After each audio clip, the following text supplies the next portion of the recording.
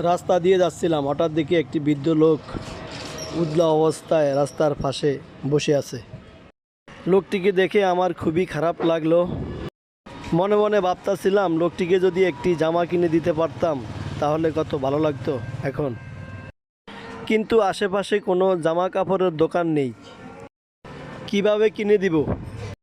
তাই ভেবে অনেকক্ষণ দাঁড়িয়ে রইলাম আর খুঁটিনাটি কিছু জিজ্ঞেস করলাম। লোকটি কোনো কথাই বলতে পারে না, সে শুধু মাথা নাড়িয়ে উত্তর দিচ্ছে। এমতো অবস্থায় একটি ফতুয়া ফেরি করা ভাই চলে আসলো। তার থেকে 150 টাকা দিয়ে একটি ফতুয়া কিনে নিলাম। ফতুয়াওয়ালা ভাইকে বললাম ফতুয়াটি চাচার গায়ে পরিয়ে দিন। সে খুব সুন্দরভাবে ফতুয়াটি বৃদ্ধ চাচার গায়ে পরিয়ে দিচ্ছিল। ফতুয়াটি পরিয়ে দেওয়ার পরে বৃদ্ধ চাচা দুহাত তুলে আকাশের দিকে তাকিয়ে কি যেন বলল। বৃদ্ধ চাচাটি একেবারেই কথা বলতে পারছিল না। যাই জিজ্ঞেস করলাম সে শুধু মাথাই নাড়ল। ফতুয়ালা বাইকে দিয়ে তাকে 100টা টাকাও দিলাম। জিজ্ঞেস করলাম চাচা রোজা আছেন? সে বলল রোজা আছে। তাই আর তাকে খাওয়ানোর কিছু কিনে দিলাম না, 100টা টাকা দিয়ে চলে আসলাম।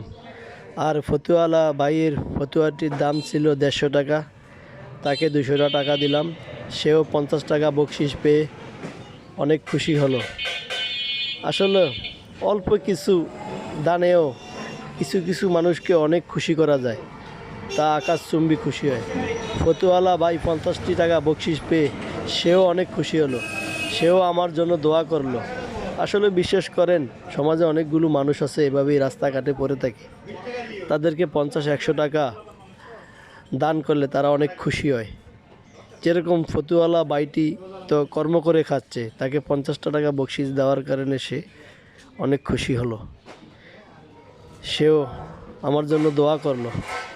তাই ভাই এভাবে আসুন, রাস্তাঘাটে যারা পড়ে আছে তাদেরকে আমরা একটু হেল্প করি। আমরা যারা কর্ম করতে পারি, আমরা যারা চাকরিজীবী আছে, 50 টাকা 100 টাকা হয়তো আপনার কিছু না, কিন্তু তাদের সংসার চলে যায়। ভালো থাকবেন ভাইয়া, ভিডিও করার উৎস যোগাবেন। আসসালামু আলাইকুম।